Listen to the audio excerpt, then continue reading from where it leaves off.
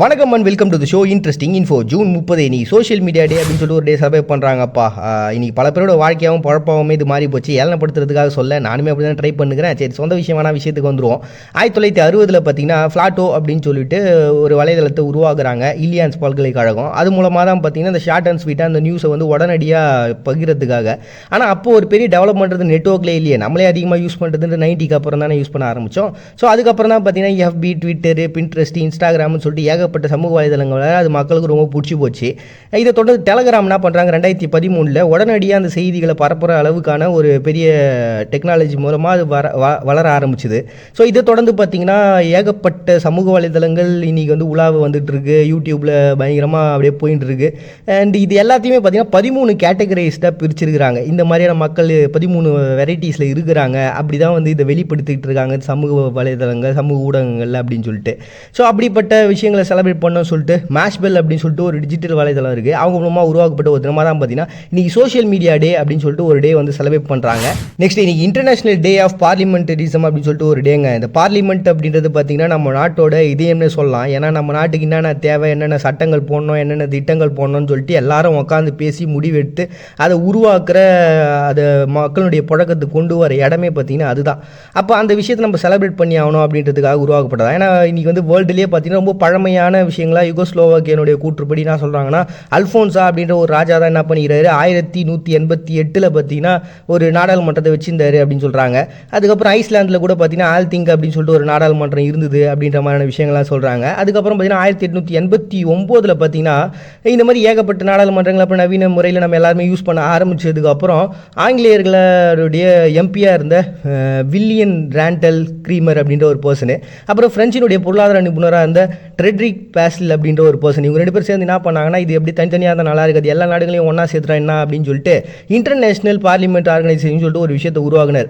So இது வந்து அவங்களுக்குள்ளே பேசிக்கிறதுக்காக உருவாக்குனது. இதுதான் வந்து ஐக்கிய நாடுகள் சபை அப்படின்னு சொல்லிட்டு 1193 நாடுகள் உறுப்பினர்களாக இருக்கிறாங்க அப்படின்ற கான்செப்ட்லாம் நம்ம எல்லாருக்கும் தெரியும். சரி, இந்த நாடாளுமன்றத்தில் பார்த்தீங்கன்னா 2 கான்செப்ட் இருக்குது, ஒற்றை நாடாளுமன்றம், இரட்டை நாடாளுமன்றம்ட்டு. இது வந்து பார்த்தீங்கன்னா 114 நாடுகள் ஒற்றை நாடாளுமன்றத்தையும் 79 நாடுகள் இரட்டை நாடாளுமன்றத்தையும் கான்செப்ட் யூஸ் பண்ணுறாங்க. இதை வந்து பார்த்தீங்கன்னா பை கேம்பரல் அப்படின்னு சொல்லுவாங்க, அப்புறம் யூனிகேமரல் அப்படின்னு சொல்லிட்டு சொல்லுவாங்க. ஸோ இந்த விஷயம் பற்றி இப்போ நம்ம நாட்டை பொறுத்த வரைக்கும் நமக்கு முதலமைச்சரை தேர்ந்தெடுக்கிறதுக்கு ஒரு ஓட்டு போடுவோம். அதே மாதிரி பிரைம் மினிஸ்டர், அதாவது நம்மளுடைய தலைவர், நம்ம நாட்டினுடைய தலைவரை தேர்ந்தெடுக்கிறதுக்கு ஒரு ஓட்டை போடுவோம். ஸோ இப்படி 2 விஷயம் இருக்குது. ஸோ இதை தான் அவங்க அப்படி சொல்கிறாங்கப்பா. ஸோ இதெல்லாம் வந்து கொண்டாடணும் அப்படின்றதுக்காக நாட்டினுடைய இதயமாக இருக்கக்கூடிய சட்டத்திட்டங்களாக வகுக்கக்கூடிய அந்த அமைப்பையும் அந்த பாராளுமன்றத்தையும் கொண்டாடுறதுக்காக உருவாக்கப்பட்ட ஒரு தினமாக தான் பார்த்தீங்கன்னா இந்த ஆங்கிலேயராக இந்த எம்பி ராண்டல் க்ரீமர் அப்புறம் அந்த பிரெஞ்சு பொருளாதார நிபுணர் இவங்க 2 பேரால் உருவாக்கப்பட்ட அந்த இன்டர்நேஷனல் பார்லிமெண்டரி ஆர்கனைசேஷன் உருவான நாள தான் பார்த்தீங்கன்னா இன்றைக்கி இந்த டேவாக செலிப்ரேட் பண்ணுறாங்க ஜூன் 30. நெக்ஸ்ட் இன்னைக்கு இன்டர்நேஷனல் ஆஸ்ட்ராய்ட் டே அப்படின்னு சொல்லிட்டு ஒரு டேங்க. இது வந்து பார்த்தீங்கன்னா பிரெயின் மே அப்படின்ற ஒரு பர்சன், அதுக்கப்புறம் டேனிகா ரெமி அப்படி இப்படின்னு சொல்லிட்டு ஒரு குழுவாக சேர்ந்து தான் பார்த்தீங்கன்னா இந்த டே உருவாகுனாங்க. இந்த பிரெயின் மே அப்படின்ற பர்சன் பார்த்தீங்கன்னா ஒரு guitarist, at the same time பார்த்தீங்கன்னா ஒரு வானியல் ஆர்வலராகவும் இருந்த ஒரு பர்சன் தான். ஸோ இவர் தான் பார்த்தீங்கன்னா இந்த படங்கள்லாம் வெளில வர அந்த படங்கள் மூலமாக தான் இது வந்து ஈர்க்கப்பட்டு அப்படியே இந்த டே உருவாக்குனாங்க. பட் இருந்தாலும் இது வந்து என்ன பண்ணாங்க, ஐக்கிய நாடுகள் சபையை வந்து அங்கீகரிச்சிட்டாங்க. காரணம் என்னென்னா, இந்த டேட் அவங்க சூஸ் பண்ணுறதுக்கான காரணத்தோடு சேர்ந்தது தான். காரணம் என்ன, துங்குஸ்கா அப்படின்னு சொல்லிட்டு ஒரு பிளேஸு நம்ம ரஷ்யாவில் இருக்கக்கூடிய இடம். இந்த இடத்துல பார்த்தீங்கன்னா 1908 ஒரு பெரிய விண்கர் தாக்குதல் அப்படின்றது நடந்தது. 2150 கிலோமீட்டர் வரைக்கும் பார்த்தீங்கன்னா அதோடைய பாதிப்புன்றது இருந்தது. இதில் வந்து பார்த்தீங்கன்னா கிட்டத்தட்ட 3 பேர் இறந்து போயிருக்கலாம் அப்படின்னு சொன்னாங்க. அதுக்கப்புறம் 800 மில்லியன் மரங்கள் அழிஞ்சு போச்சு அப்படின்னு சொன்னாங்க. ஸோ இதை வந்து அங்கே இருக்கக்கூடிய மக்கள் தான் பார்த்து இந்த மாதிரி எரிக்கல் விழுந்தது அப்படின்றதுக்கான எல்லா விஷயத்துக்கும் சாட்சிகளாகவும் இருந்ததுப்பா. இன்றைக்கி வரைக்கும் பார்த்தீங்கன்னா ஏகப்பட்ட எரிக்கல் அப்படின்றது பூமியில் விழுந்துருந்தாங்க இருக்கும், நமக்கு தான் கண்ணுக்கு தெரியுது. ஏன்னா அந்த ஓசோன்லேயே இருக்கும், அப்புறம் அதை தாண்டி வரும்போது எரிஞ்சு சாம்பலாயிருது. ஸோ அதனால் பெரிய லெவலில் பாதிப்புன்றது சின்ன சின்ன கற்களால் நமக்கு உருவாகாது. அதுவே பெருசாக வந்துச்சுன்னு வச்சிங்களேன், கண்டிப்பாக பூமி மேலே மோதிச்சுன்னா பெரிய லெவலில் தாக்கத்தை ஏற்படுத்தும். அதனால தான் அடிக்கடி பார்த்தீங்கன்னா நியூஸில் வந்தே இருக்கும், 2038 உலகம் அழிய போகிறதா அப்படின்னா போட்டு இருப்பாங்க. ஸோ அந்த மாதிரியான விஷயங்களை பற்றி மக்களுக்கு ஒரு தெளிவை ஏற்படுத்தணும் அப்படின்றதுக்காக உருவாக்கப்பட்ட ஒரு தினமாக தான் பார்த்தீங்கன்னா இன்டர்நேஷனல் ஆஸ்ட்ராய்ட் டே அப்படின்னு சொல்லி ஒரு டே செலிப்ரேட் பண்ணுறாங்க ஜூன் 30. நெக்ஸ்ட் இன்னைக்கு லவ்வர்ஸ் டேவை அஜர்பைஜான் செலிப்ரேட் பண்ணுறாங்கப்பா. இது வந்து ஹில்ஹாம் அப்படின்ற ஒரு பர்சன், அப்புறம் ஃபரீசா அப்படின்ற 2 பேருடைய காதலை வெளிப்படுத்துறதுக்காக உருவாக்கப்பட்ட ஒரு தேவாக தான் இது இருக்குது. இவங்க யார் அப்படின்னு பார்த்தீங்கன்னா இந்த சுதந்திர போராட்டத்துக்காக உயிர் விட்ட முதல் பர்சனாக இந்த ஹில்ஹாம் பார்க்க போகிறார். அதாவது இந்த இல்காம் அப்படின்றவர் பார்த்தீங்கன்னா சோவியத் யூனியனில் பணியாற்றி இருந்தவர். அதுக்கப்புறம் வந்து கப்பல் கட்டுமான பணிகள்லாம் வேலை செஞ்சார். அதுக்கப்புறம் அஜர்பைஜானுன்னு சொல்லிட்டு சுதந்திரத்துக்காக உரிமைக்காக போராடுறவங்கள இவங்களும் ஒருத்தராக மாறினார். இந்த ஃபரீஸாகும் இவரும் வந்து 2 பேரும் லவ் பண்ணி மேரேஜ் பண்ணிக்கிட்டாங்க. அப்படி இவர் வந்து அவங்க வீட்டுக்கு எடுத்துன்னு போய் விட்டுற அந்த சமயத்தில் பார்த்தீங்கன்னா 144 தடையை போட்டிருந்தாங்க சோவியத் யூனியன். இந்த இன்ஃபர்மேஷன்லாம் தெரியாமல் அந்த சைடு போக ஒரு கட்டத்துக்கு அப்புறம் இவருக்கு சப்போர்ட்டாக மக்கள் எல்லாம் ஒன்றா கூட அது மக்களுடைய கூட்டத்து ஜாஸ்தியாக இருக்கிறத பார்த்து சோவியத் யூனியன் என்ன பண்ணிட்டாங்க, இவங்களுடைய இந்த போராட்டத்தை கண்ட்ரோல் பண்ண சொல்லிட்டு துப்பாக்கி சூடு நடத்த ஆரம்பிச்சிட்டாங்க. இதில் வந்து பார்த்தீங்கன்னா இந்த இல்காம் இறந்து போயிடுறாரு. ஸோ சுதந்திரத்துக்காக முதல்ல உயிர் விட்ட பர்சனாக இந்த இல்காம் அப்படின்ற பர்சனை பார்க்குறாங்க. இந்த நியூஸை கேட்டதுக்கப்புறம் ஃபரீஸா என்ன பண்ணுறாங்கன்னா, தன்னுடைய காதலன் இறந்து போயிட்டாரு, தன்னுடைய கணவன் இறந்து போயிட்டாரு அப்படின்னு அவங்கள வந்து சாகணும்னு சொல்லிட்டு முடிவு பண்ணி ஒரு குறிப்பிட்ட நாளுக்கு அப்புறம் அவங்களுமே சூசைட் பண்ணி இறந்துறாங்க விஷம் குடிச்சிட்டு. ஸோ இப்படிப்பட்டவங்களுடைய அந்த காதலை வெளிப்படுத்தணும் அப்படின்றதுக்காக உருவாக்கப்பட்ட ஒரு தினமாக தான் பார்த்தீங்கன்னா இன்னைக்கு லவ்வர்ஸ் டே அப்படின்னு சொல்லிட்டு அஜர்பைஜான் செலிப்ரேட் பண்ணுறாங்க ஜூன் 30. நெக்ஸ்ட் இன்னைக்கு day of the youth and children's public organisation day அப்படின்னு சொல்லிட்டு உக்ரைனில் ஒரு டே செலிப்ரேட் பண்ணுறாங்கப்பா. இது வந்து 14 30 வயசுக்கு இடைப்பட்டவங்க இந்த சமூகத்தில் ஏற்படக்கூடிய பிரச்சனைகள், அதாவது பொலிட்டிக்கல் ரீதியாகவும் எக்கனாமிக் ரீதியாகவும் அப்புறம் சோசியல் ரீதியாகவும் கல்ச்சர் ரீதியாகவும் அவங்களுடைய ஓன் கான்செப்ட் ஓன் இன்ட்ரெஸ்ட் இந்த மாதிரியான விஷயங்கள்லாம் இருக்கும்ல. ஸோ இது எல்லாத்தையும் டெவலப் பண்ணி அவங்களை எந்தவித பாதிப்பும் இல்லாமல் ஒரு செழுமையான ஒரு பர்சனாக உருவாகணும். அவங்க எந்தெந்த பாதிப்பில் இருந்தாங்கன்னா அதை சரி பண்ணுறதுக்கான ஒரு பெரிய ஆர்கனைசேஷன் தான் இது ஆர்கனைசேஷன். இது 1911 பார்த்தீங்கன்னா ஒரு ஸ்கவுட் ஆர்கனைசேஷனாக தான் இருந்தது. அதுக்கப்புறம் தான் அப்படியே டெவலப் ஆகி இன்னைக்கு 2019 கணக்குப்படி கிட்டத்தட்ட 8500 மெம்பர்ஸ் இதில் இருக்கிறாங்களாம். ஸோ அவங்க மூலமாக பார்த்தீங்கன்னா இவங்களுக்கு நிறைய நல்லது நடந்துருக்குது. ஸோ அப்படிப்பட்ட இந்த ஒரு ஆர்கனைசேஷன் தான் பார்த்தீங்கன்னா அவங்க நாட்டிலே ரொம்ப பெருசு. அதனால் அதை செலிப்ரேட் பண்ணணும் அப்படின்றதுக்காக உருவாக்கப்பட்ட ஒரு தான் பார்த்தீங்கன்னா day of youth and children's public organisation day அப்படின்னு சொல்லிட்டு உக்ரைன் செலிப்ரேட் பண்ணுறாங்க ஜூன் 30.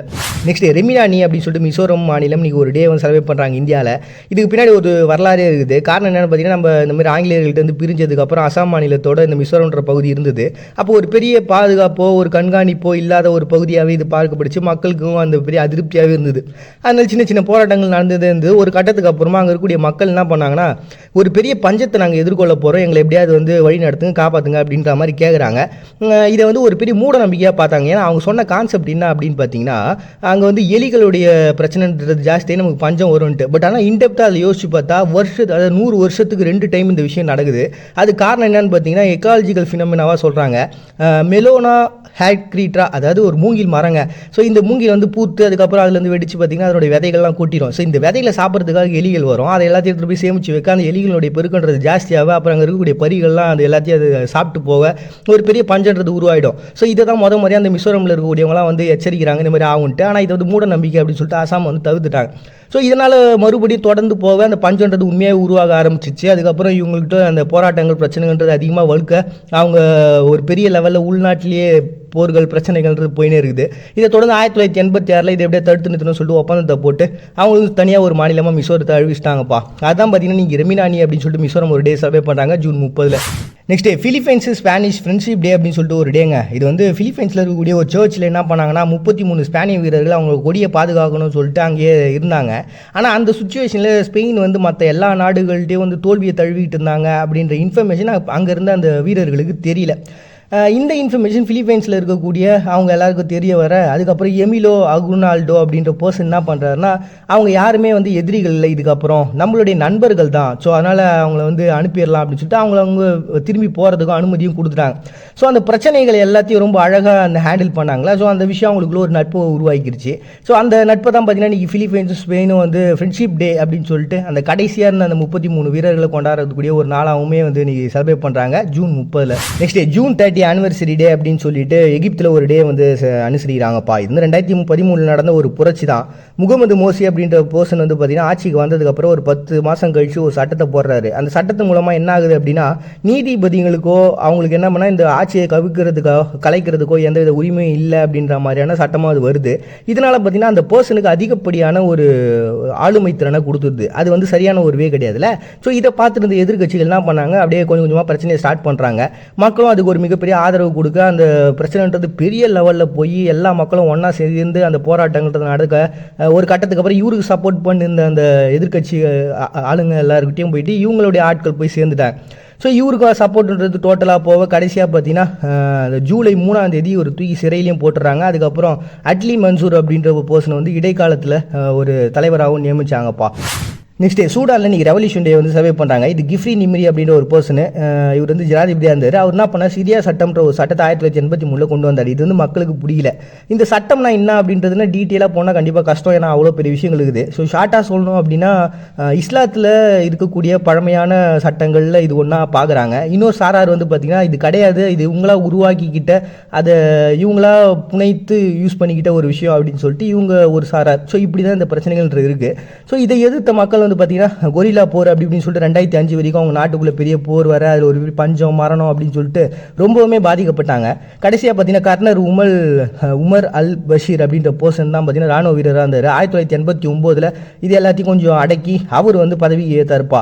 ஸோ அப்படி அவங்க ரெவல்யூஷன் உருவானதுனால தான் பார்த்தீங்கன்னா சூடான் ரெவல்யூஷன் டே அப்படின்னு சொல்லி செலிப்ரேட் பண்ணுறாங்க ஜூன் 30.